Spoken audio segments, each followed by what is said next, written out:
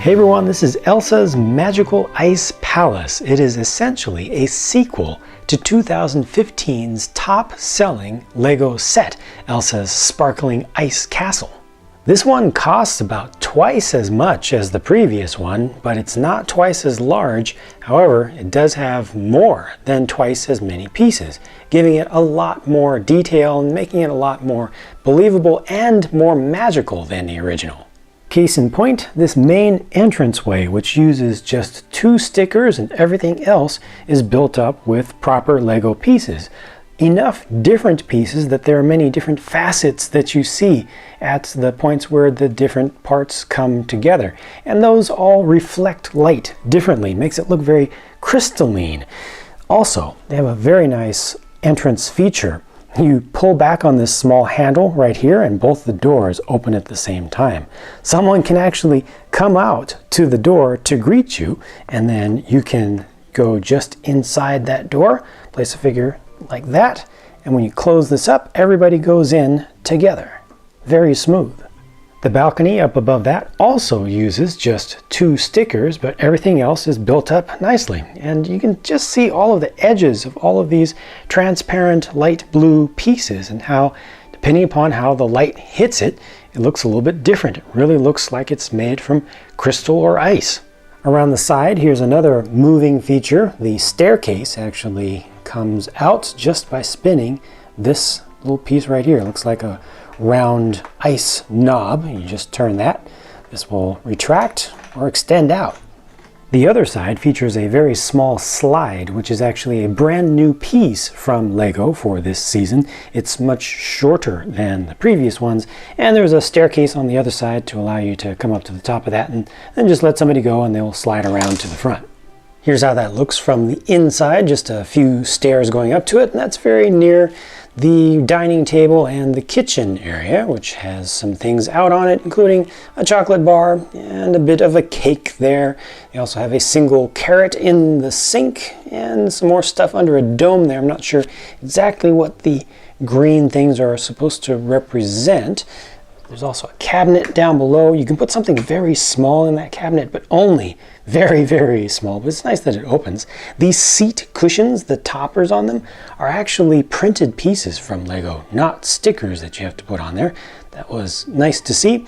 In the back, that is something that requires a sticker. You see a little bit of kind of shimmering or shine on the music sheet there. It actually uses kind of a glitter style. All the stickers that are included in the set have kind of a glitter backing to them, which makes them iridescent, and they change color a little bit depending upon how you look at them. Here's a view of the entire ground floor of the castle so you get an idea of how big it is. Upstairs is a bedroom with not too many things in it. There's a rug on one side and a bed on the other. Each of those uses stickers for decorations. There's also a mirror which has that glitter kind of effect to it, even though it actually is reflective. So you can see yourself in it if you look, but you're kind of pixelated.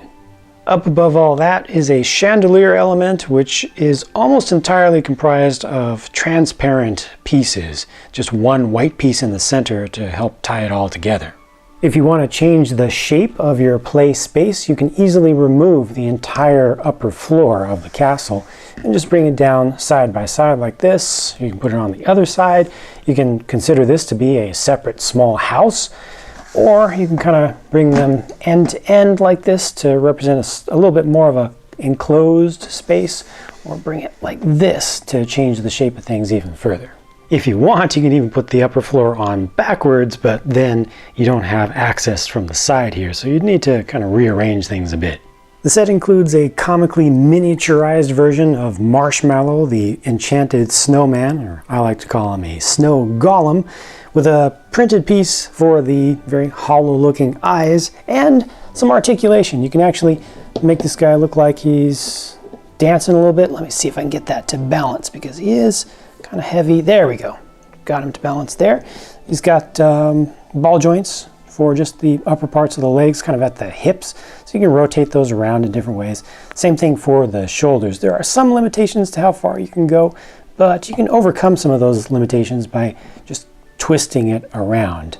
you know, to get different amounts of movement in different directions, and you can also move the fingers individually. So you can give like a thumbs up like that, or it can look like he's waving completely like that. See, a very happy marshmallow.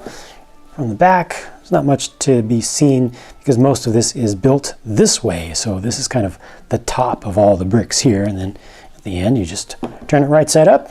It looks pretty good, even though the proportions are awkward. Here's a closer look at Elsa, Anna, and Olaf. I really like the metallic blue that they used on Elsa's dress, both on the top and also for the bit down here at the base. And you can see how that shines as it turns in different directions. They also got plenty of gold into Anna's outfit, which looks like it comes from Frozen Fever. Olaf uses the two little raisin dots on a printed round tile here, and still uses the same head as the previous version of him.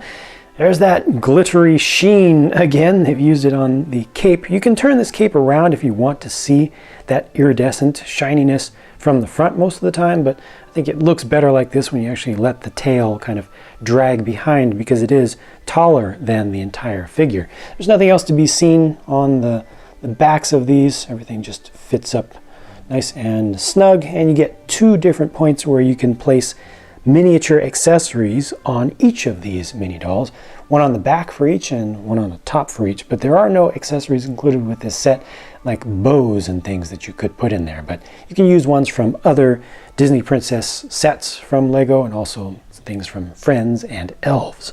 You can also put two people on this kind of toboggan train that's included with the set, and here it looks like Elsa is extending how far this will go or how fast it'll go by creating ice in front of them. That's a little two-piece accessory that's also included with the set.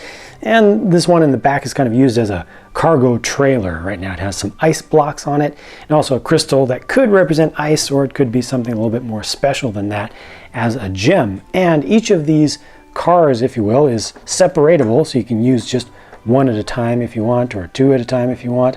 And each one also has this jumper piece used at the back. Come on, Anna, she doesn't want to get off. She does not want to get off. She's having too much fun. There we go.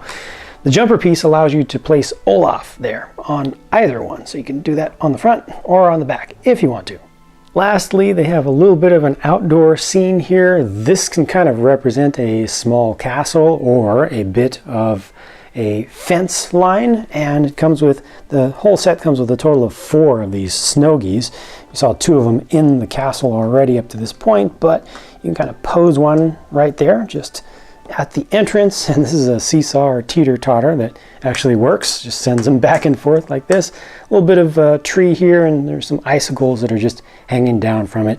Nothing else to be seen from the other side of this, but it's a nice little extra thing just to kind of expand the scene a little bit.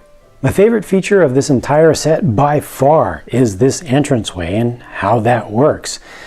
It's smooth, it works very well as a Lego mechanism, but also the fact that you're just pulling straight out, pushing straight in, and yet the doors are opening off to the sides, and they don't feel directly connected to the point that I'm holding on to.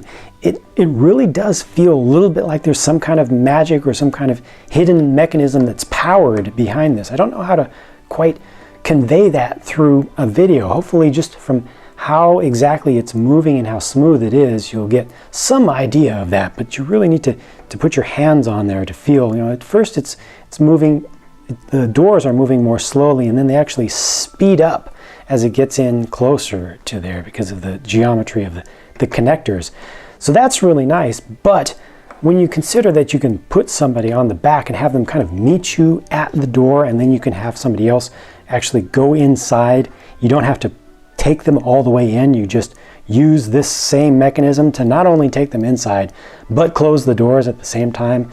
In this age, when we have so many action features from Lego that are about shooting things or transforming one vehicle into another type of vehicle, from a car into an airplane, into a rocket ship, this is one of the nicest action features that I've seen on a Lego set in a long time. It's just pretty perfect.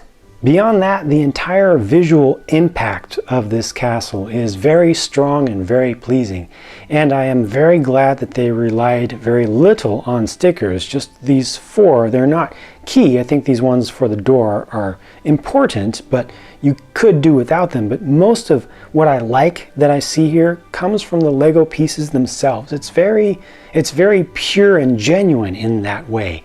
All these extra lines that you're seeing are from the walls of the transparent Lego pieces, and they refract light in different ways, and some of them absorb just a little bit, so you get some darker areas, some brighter areas, and it just looks really nice and so much better than the previous one. The only thing that is a little disappointing to me is, again, the lack of stuff on this upper floor. There just aren't that many things you can actually do here with what they've included in the set. At least down below, you can greet guests, you can come over here and do some singing practice, eat, drink, be merry, do some food preparation. There's the slide you can play on. You can chase snow geese up and down the stairway, maybe try to trap them with the way that this all retracts away. But when you get up to the top, you can, look in the mirror, you can talk between a couple of people, you can rest, and you can look off the balcony. Just a little bit limited relative to the rest of the set. All told though, I am so glad they made this new version of the castle at all, first of all, and also that they made it so much more substantial than the 2015 version. Yes, it does cost a lot more, but I really feel like it is worth saving up for because you get so much more and it just looks so much better. It really makes you feel good when you look at it, even if you're not interacting with it, just having it on display. But that's enough from me. Now it is your turn to share what you think about the set and what are your favorite and least favorite features of it.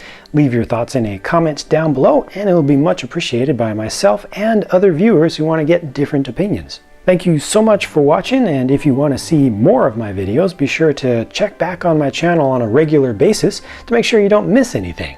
The next video is already on its way, so I'll be talking to you again very soon.